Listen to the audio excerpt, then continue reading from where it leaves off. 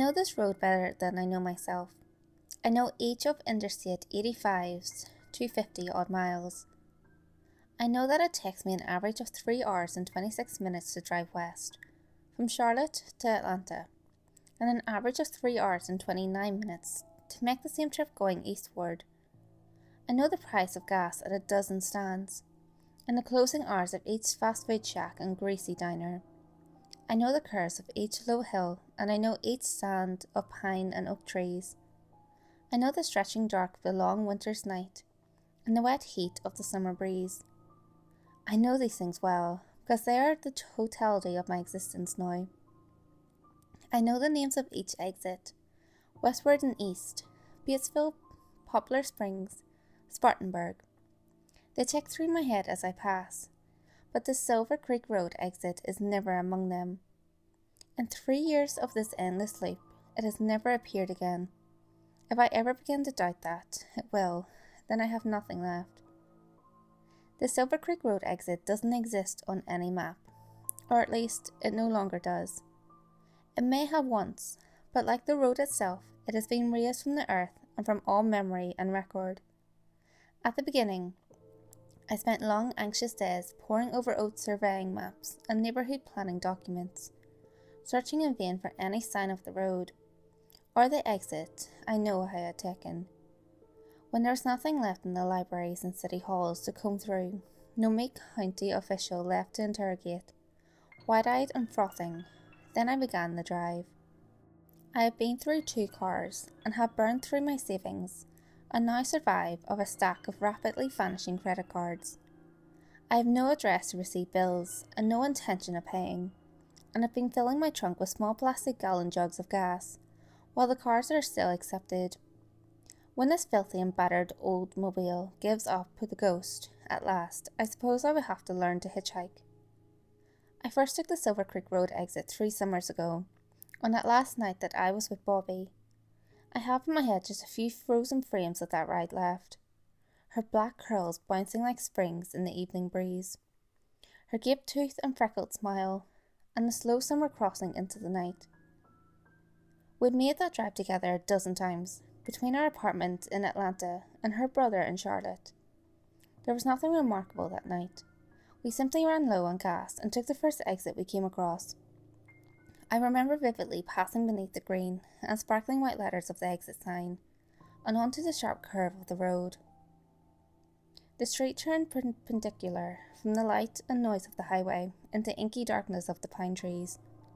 Nothing remarkable to separate it from 100 other country roads, but as the lights of the car penetrated the darkness, a vague and trembling unease passed through me. The tall rustling pines seemed black even under the blue-white of the headlamps, and the road began to rapidly degrade, becoming pocket and uneven just a few dozen yards in.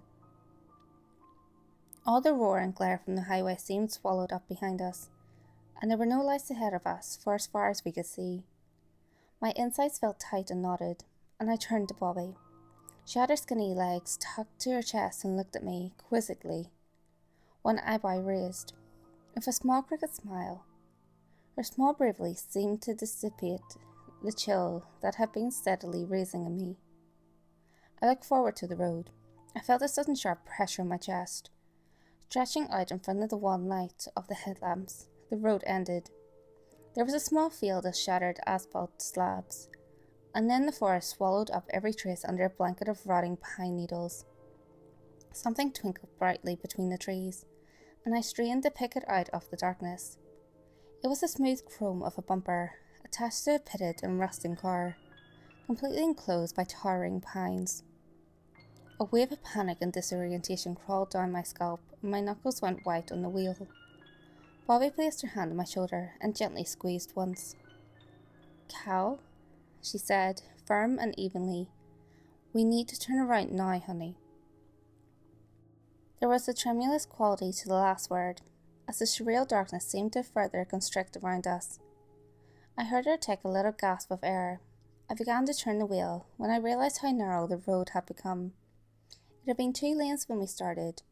I was sure of this, but the forest seemed to be pressing against both sides of the car, far too narrow to turn around.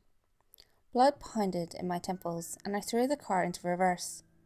The boughs of the trees scraped against both sides, soft whispering scratches from the needles and the soft thuds of thicker branches. Bobby held her hand on my knee, calming and reassuring, even as panic threatened to overwhelm me. I could see the highway moments later, a thin cloud of hazy illumination over the rise behind us, and the forest seemed to part like curtain. Bobby released her held breath and giggled softly, and I felt a wave of elation wash over me. I turned to her to share relieved smiles, and I locked with her dark eyes when the siren sounded, once and sharp in the silence, and bright blue and red strobes flashed through window.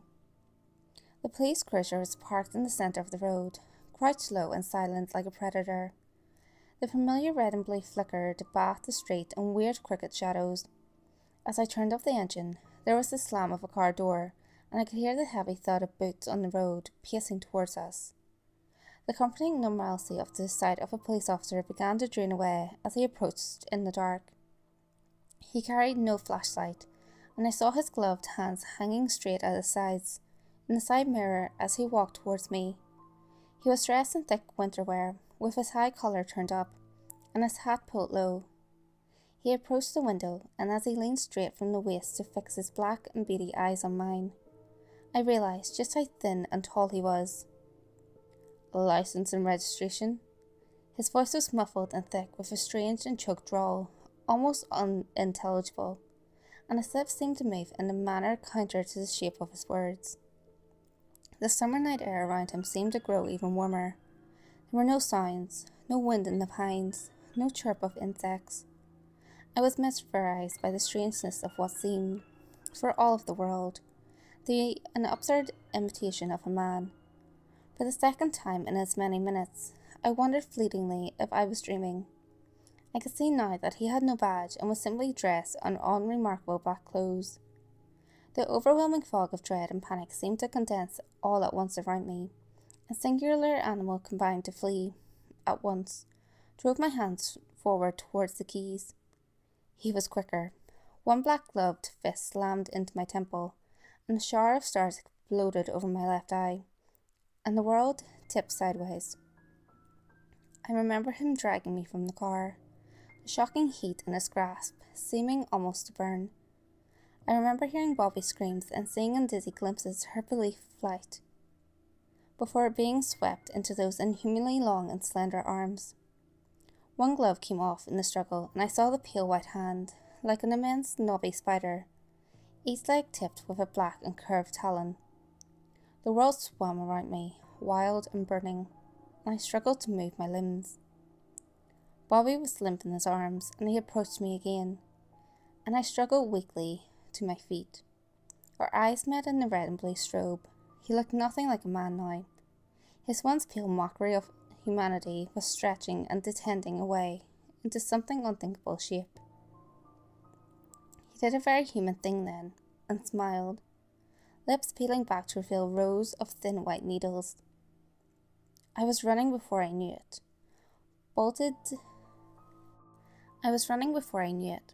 Bolting dizzy and waving down the road.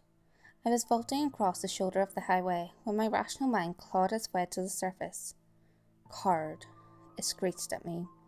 My legs shuddered to stop, and sudden pain, guilt flooded my lungs, like fluid and stole my breath. Bobby's face loomed in my vision, and I felt a profound and clear shame pressing down on me. That's when the car struck me, sliding on locked and screeching tires. I was tossed into the concrete median, striking the back of my skull. I woke up 3 days later, wrapped in plaster and flooded with morphine. Gaffney, Blacksburg, Kings Mountain. The exit passed by, each one decreasing the chance of seeing Silver Creek Road exit on this go-around. It was impossible to accept in those first few days of maddening research that Silver Creek Road had simply vanished. And no, I made the drive myself, carefully reading each sign. When it failed to manifest itself, I made the drive again, this time at night, and then again. Sometimes there's a zen-like quality to the repetition, the familiar patterns of predictability and order, the immutable order of the land, the locked procession of towns and trees and comforting, as it continues to grind my hope away like a milestone. Most days, I can believe and accept that Bobby is gone. There's always that shadow of doubt, that crystalline thread of hope, but it feels hollow in my hands. There is one thing I must believe. If it appeared to us once, it will to me again, and if I can find it, the pale horror in that man's skin, I will kill it.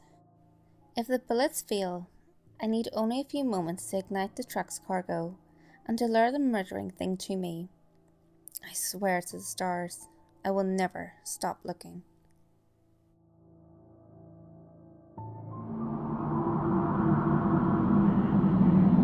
Hey guys, if you enjoyed this video, give it a thumbs up and share it with your friends.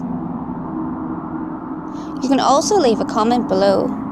All feedback, good or otherwise, is always appreciated. If you have any creepy stories of your own, or have any topics that you would like me to cover, feel free to send them in via any of my social media. You can find all links to my social media in the description below. Until next time guys, make sure you lock your doors, stay safe, and I'll see you next video.